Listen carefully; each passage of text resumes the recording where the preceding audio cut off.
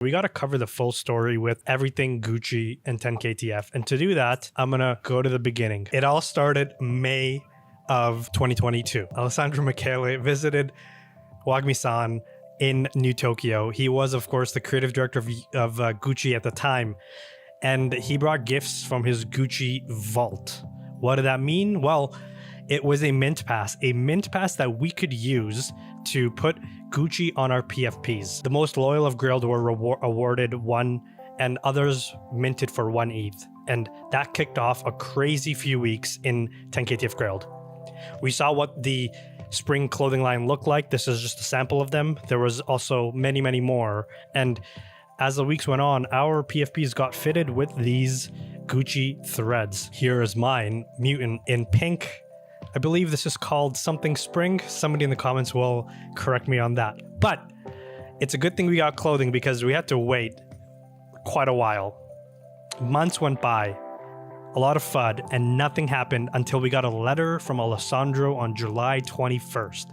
My friend from Italy has a plan. I don't know what it is, but I'm sure it's great. It could be anything. Okay. What did we get? Well, there was a Battletown mission only for Gucci Girl, the first time ever, and the ones that enrolled were airdropped Gucci Vault material.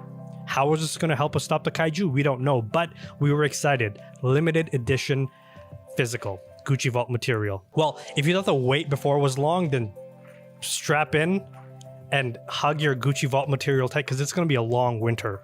What happened after was the captains, the kaiju, Boss Ape, a kaiju eating a no-neck mech, Wagmi-san's cat and a season finale, Kagami's hoodies.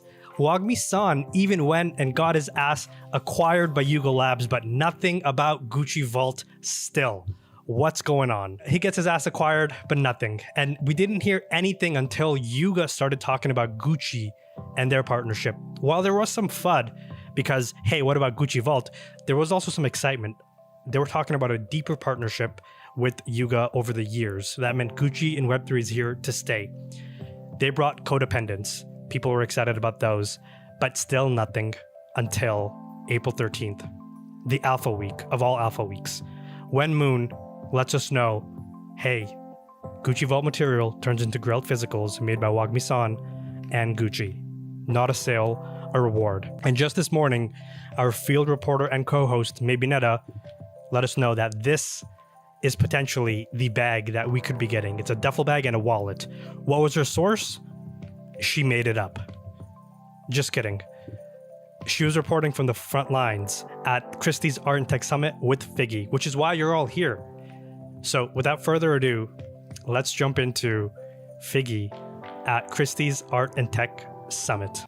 Good morning. I did not know that video was coming, but it was actually the perfect segue into this conversation. So thank you. So we're going to talk about how technology is redefining the relationship around art and fashion. Art and fashion obviously are means of self-expression, and historically they've had a close relationship. Look back to 1937, and there's the Schiaparelli lobster dress, or the 1960s, Yves Saint Laurent's Mondrian dress, which is an homage to the artist. But what we're seeing today with new technologies around virtual worlds and blockchain and generative AI is that not only is the world of art and the world of fashion changing, but the relationship between the two is really changing. And what's so exciting is I think we're moving beyond just this appropriation of images and slapping images on products. We're getting to something that's really much more connected and integrated and really frankly more interesting. And so that's really what we're going to talk about today. And maybe some alpha up here, we'll see. So with that, I'm so excited to have 3 amazing panelists. We have Hannah, who represents Markbox, who represents really the tech perspective on what's happening in the space. Figge from Yuga Labs, who kind of brings the creator perspective, and Micael from Gucci, who obviously brings the fashion and the brand perspective. And so last year, if any of you were at the summit, one panelist said, if you really want to see a brand that's doing things right in the space, you should look at Gucci. So thrilled to have Gucci here with us today. And I want to start this conversation by asking you, Micael, what is Gucci doing in the space around Web3 and art, and why is an iconic fashion brand in the space in the first place? Thank you, Lexy, and ciao. I mean, it's great to be here amongst these so many game changers. I think, Web3 and gaming couldn't be a better fit with Gucci. First of all, we intend fashion as a way to express creativity and establish connections and contaminations amongst communities. So, that's very important to us, and it defines who we are. In terms of our approach, we always try to choose curiosity and challenge the status quo, so that we can always create this life cycle in terms of creativity and always fuel back the brand and the community as well, which is very important. And this is the foundation of the house, being recognized for innovation and this progressive forward-thinking attitude. This same approach is what we apply to, let's say, Web3 and gaming, because it's a way for us to establish open dialogues with artists, curators, content creators, and creatives at large. I mean, outside here there is an amazing exhibition that we have been giving the opportunity, and artists have been contributing to. We are humbled to be able to have the opportunity to work on this.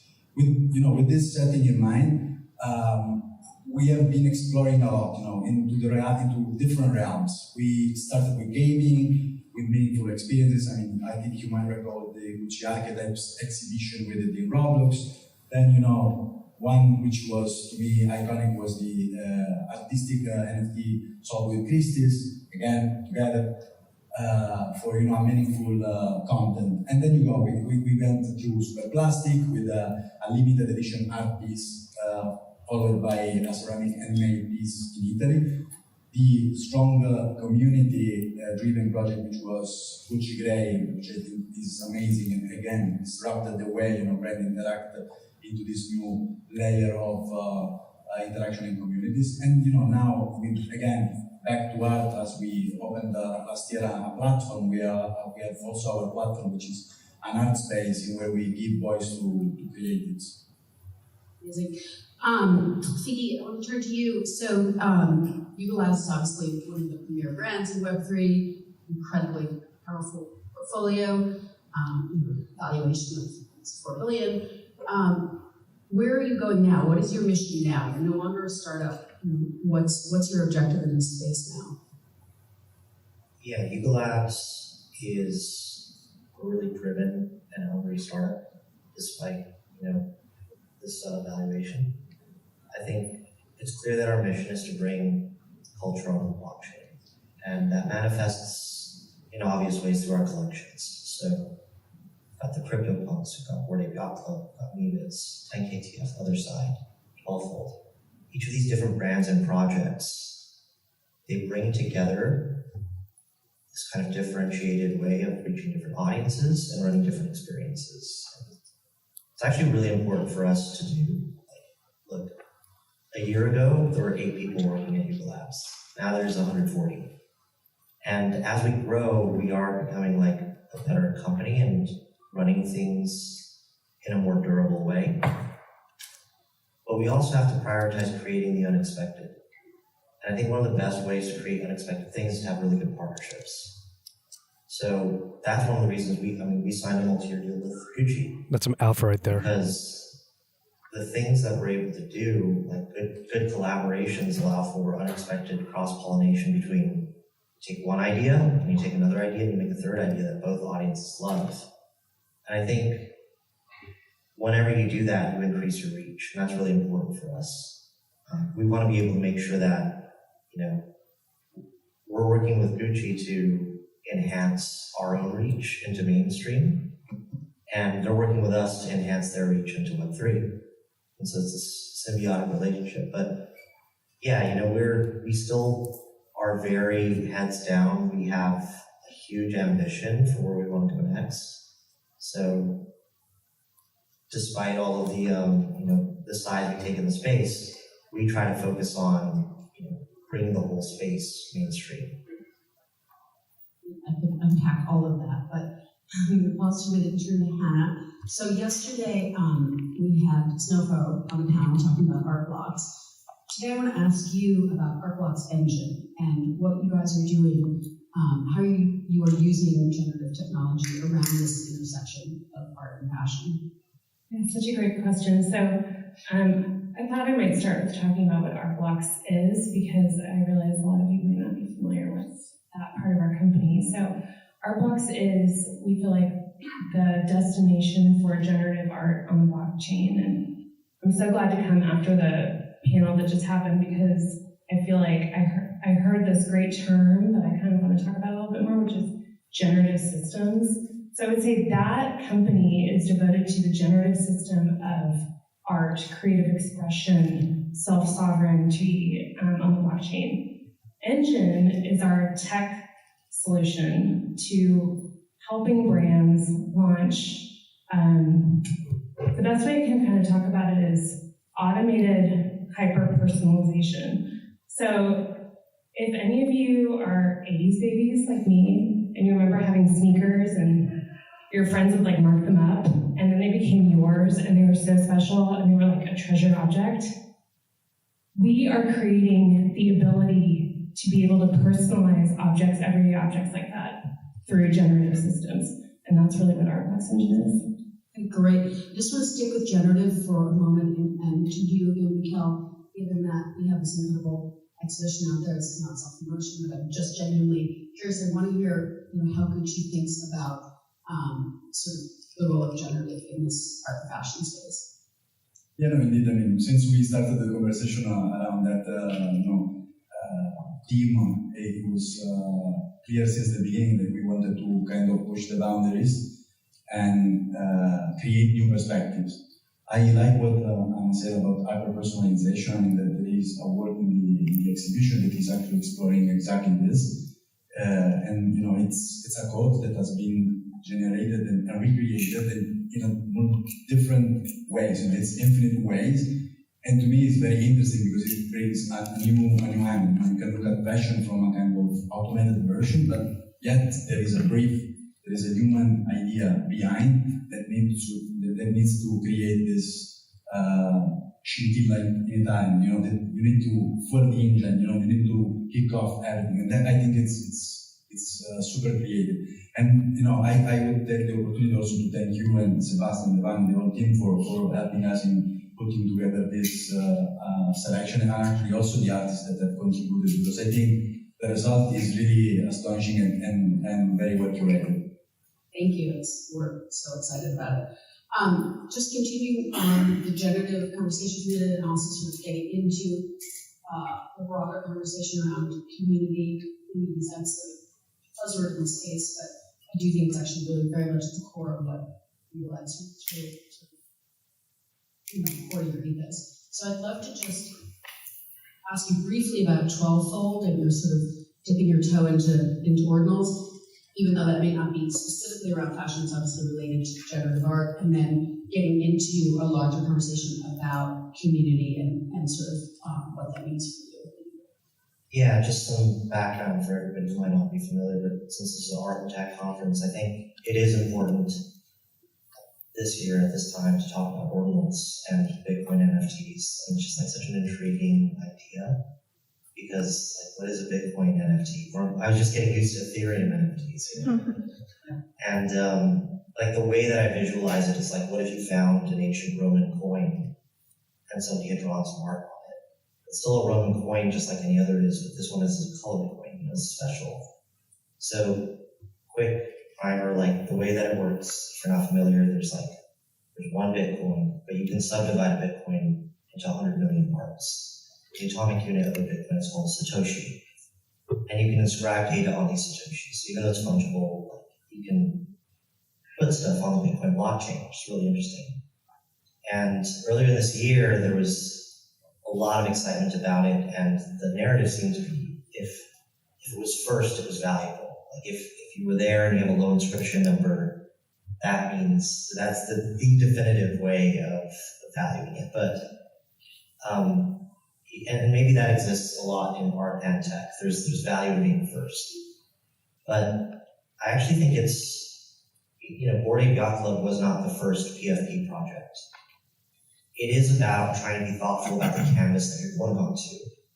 So when we did TwelveFold, one of the things that I thought was interesting was the way that Bitcoin blocks resolve they're all based off time, and if you've seen any visualization of that, they're just these grids that come out in different forms and no two are alike. And the way that you locate these Satoshis is you actually find out when they were mined in time.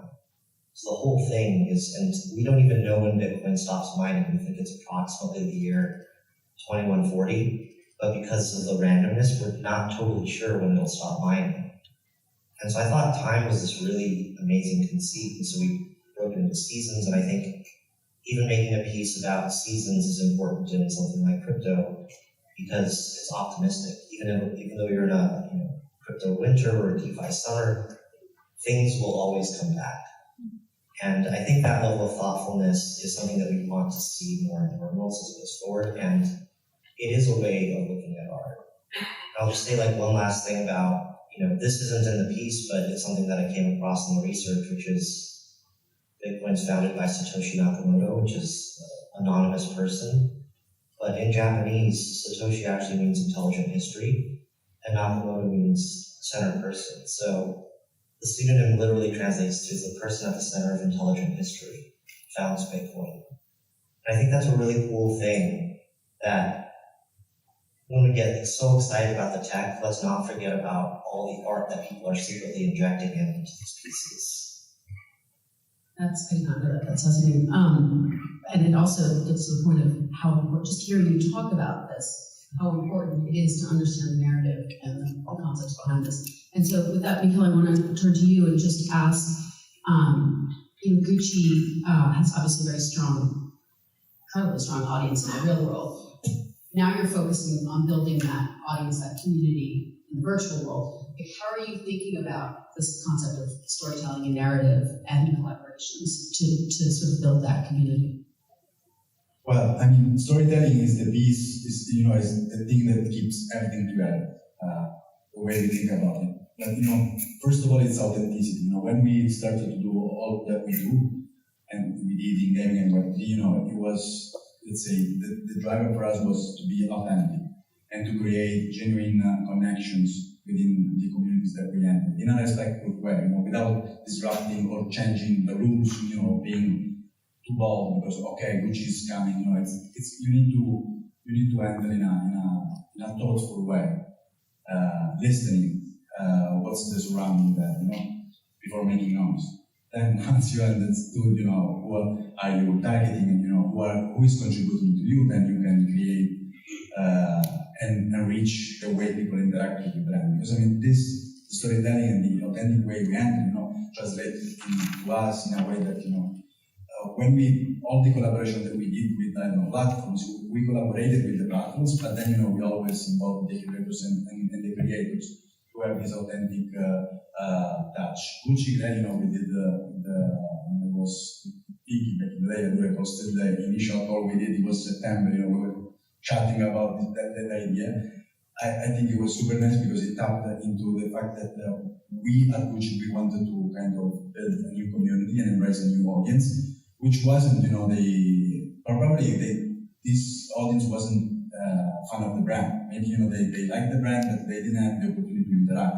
And through this, we kind of created a new layer of interaction, which is not just the product, it's a new meaningful experience that we can bring to the table and have conversation about. Okay, I was going to say this for later, but you brought up Gucci Grail, so we got to go down this path. It's alpha time, baby. Do you want to tell us a little bit about that? I can talk a little bit about Gucci Grail. So just for everybody to know, there's different profile picture projects, like the Bored Ape Yacht, Cryptopunks, etc. And one of the projects we did with Gucci last year was called Gucci Grail, and you could take your PFP and dress it up in ripped from the runway Gucci outfits. I really like how fun and expressive that project is because it's luxury, but it's approachable, and I think that's really important for reaching a wider audience.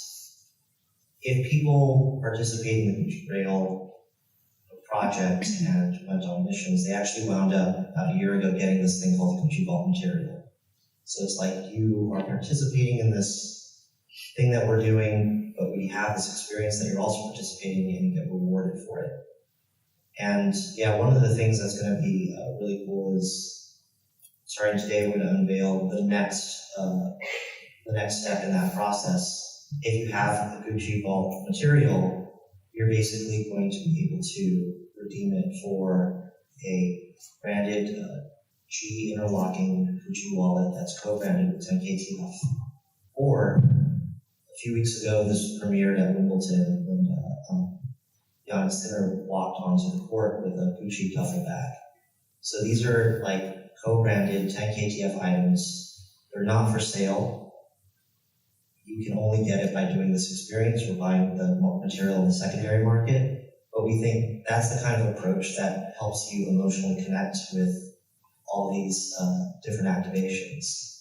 So we're really hoping to get these in the hands of all the people who went through the experience so that they can have these objects as like mementos of luxury and fashion. Maybe is there anything else you want to add about those? No, I mean, you perfectly summarized, and I like also the fact that you highlighted that it's luxury, because at the end of the day, it's about Gucci grade and the codependent also, it's about, celebrating a moment, a cultural moment, a community, and a meaning, So these three factors to me that creates that stickiness, which is like a particular characteristics of a luxury item, Well, that's super exciting. Can't buy it. You can't buy it. Not for sale. We'll talk. So I want to come back to the conversation around personalization that Hannah touched on.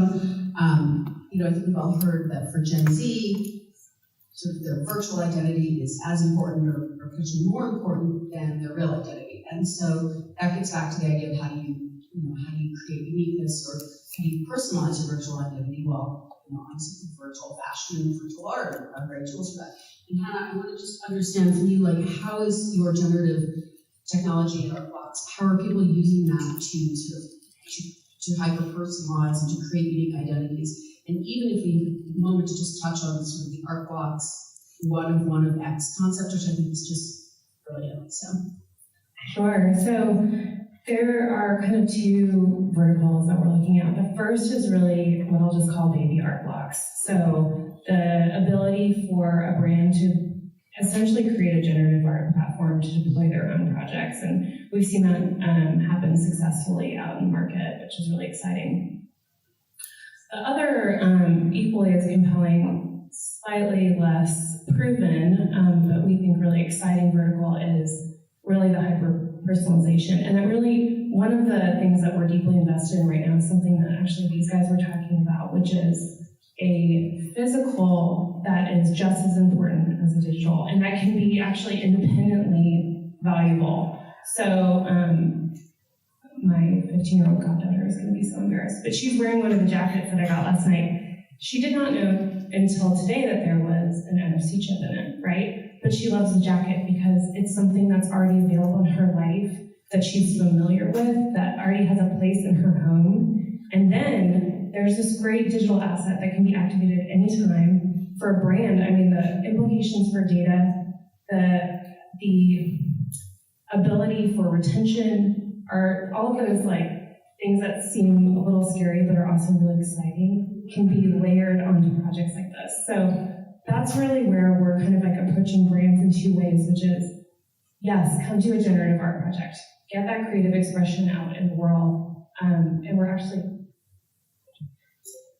working closely with a big beauty brand to sort of launch actually one of our first brand initiatives in that vein. But then also, our project that we're powering with Gucci, can we create a coat that then you can pick the fabric for, you can take it to a tailor, and it's completely yours, and you own the print, you own the imprint, you own the design. So I think, this should probably be a panel of 15-year-olds, honestly, telling us what they think.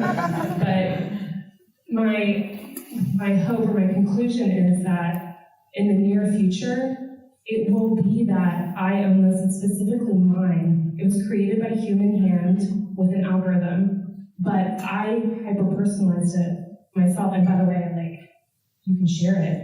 So I think that's really exciting.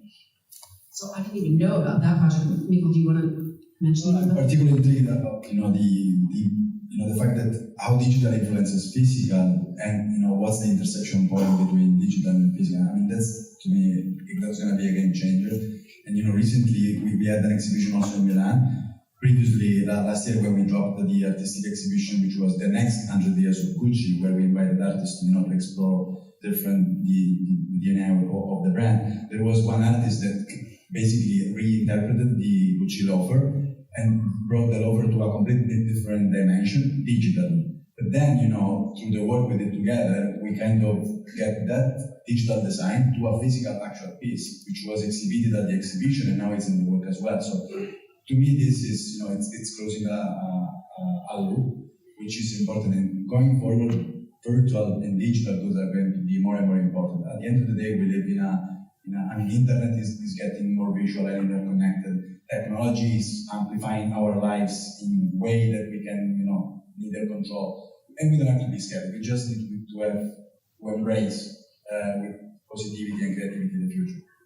So I was actually going to ask you on the concept of digital to talk a little bit about codependent, given that's also a collaboration that you guys have together.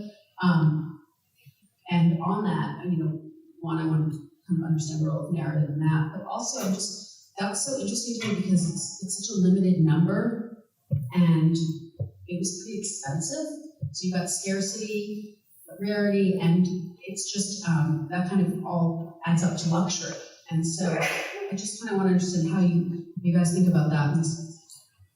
It was, everything started again with a discussion, we connected the dots internally of two different areas, and that the codependent, which, intrinsically also embodies one meaning, which is, to be codependent. The sneeze heard across the dam.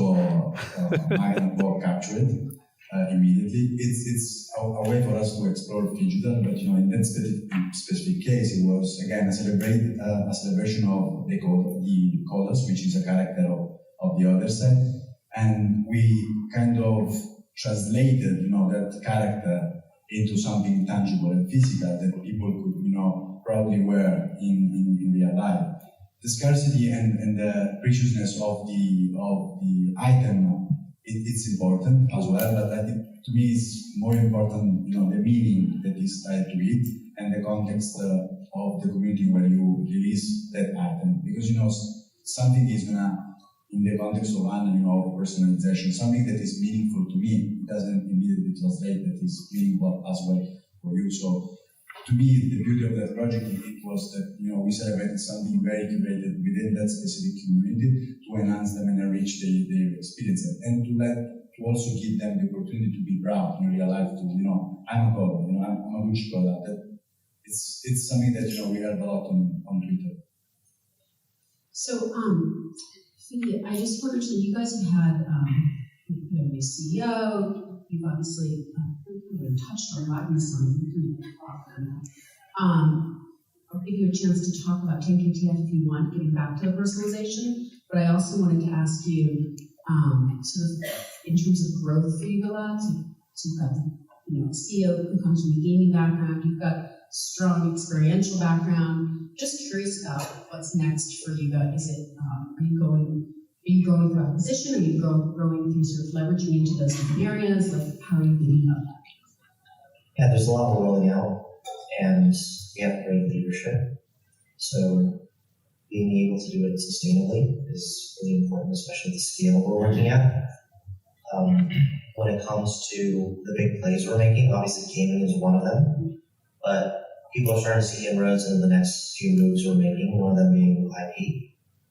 We've just announced this project called Made by Apes, and that's really a directory of all the people who are building with their ape IP. And there's hundreds and hundreds of creators who are taking Bored Ape or Mutant and putting it on as the face of their brand because we've granted commercial rights. And we think that supporting IP is going to work, amplification of the people who are doing it. I think it's really interesting that somebody could say, hey, I'm in the soda business, I want to start soda tomorrow. You could go out and you could buy a Mutant and you could get a built-in audience overnight. That's pretty amazing recognition. So it's like NFTs to bootstrap reach is an interesting thing to investigate. But we're also coupling that with worldwide reach. because we're taking 8Fest to Hong Kong. And I think that's something that is going to change over the next year to see how much we can take like IP amplification, gaming, and extend the worldwide reach through partnerships and also physically doing activations in other parts of the world. So those are the things we're investigating. Obviously, 10KTF is based off of this idea of building communities because we were able to like look at all these different NFTs that had otherwise siloed relationships, and instead we brought them into more of an umbrella. And you'll probably see more of those mechanics come forward as you see projects like Other Side develop. So exciting. Hannah, can you just tell us what success look like in this space for you for What's Engine? I think our dream would be accessibility through scalable mass adoption. And so what that looks like is really a little bit counter to what I've been talking about. It's access through price, it's access through creating ways to maybe not talk about all the technical barriers to entry, or at least having them really be an undercurrent to whatever somebody's acquiring. So we take kind of this is open to everybody. Is it a recessive digital footprint? Maybe. Are you really more interested in the physical application? That's fine with us. However you want to kind of like enter in and enter into this environment, that is what we'd like to enable with that hyper-personalization that I was talking about. Amazing. Okay, well, we are going to wrap this up. Thank you guys so much. Thank you to my panelists. Really appreciate it. Thank you.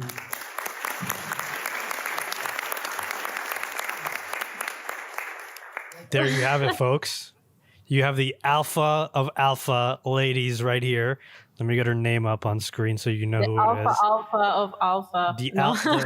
She was front row to the alpha. The alpha is Figge's brains and his thoughts, and she was mathematically, when you look at the laws of physics, she was at the front row. Therefore, she heard the alpha first, and it hit the wire. Yes. I couldn't use my phone because my phone was recording, but I was texting you using my I was wondering how you were doing that. I was wondering.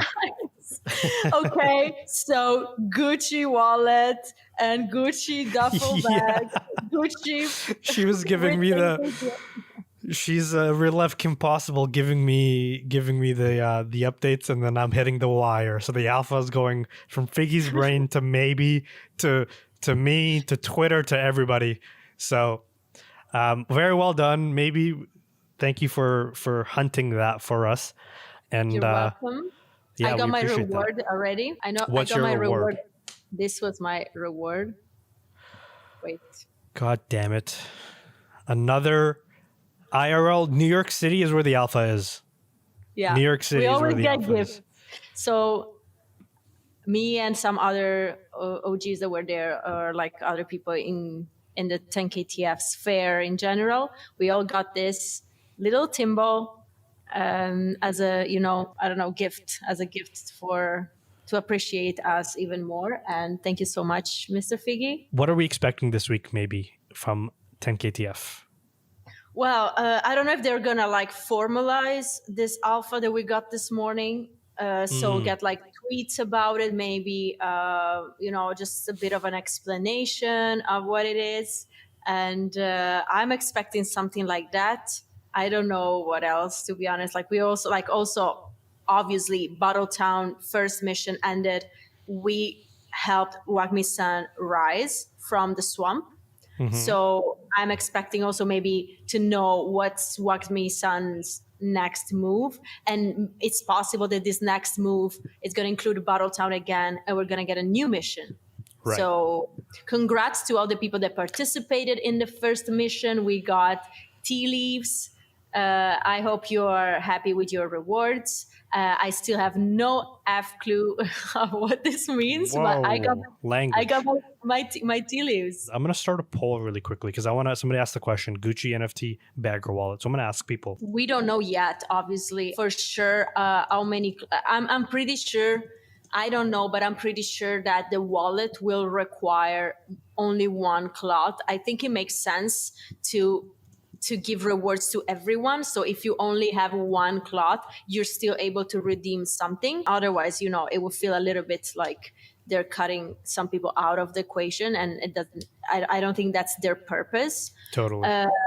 So I'm expecting one cloth for the wallet and maybe multiple ones for the duffel bag. Also, like in a storyline perspective, you can also say a wallet is much smaller, doesn't need so much fabric, while to make a bag, you need much more fabric. So maybe you're Right. going to need more of this material. And we will see the official announcement when they drop it. But yeah, I'm expecting obviously multiple for the duffel bag.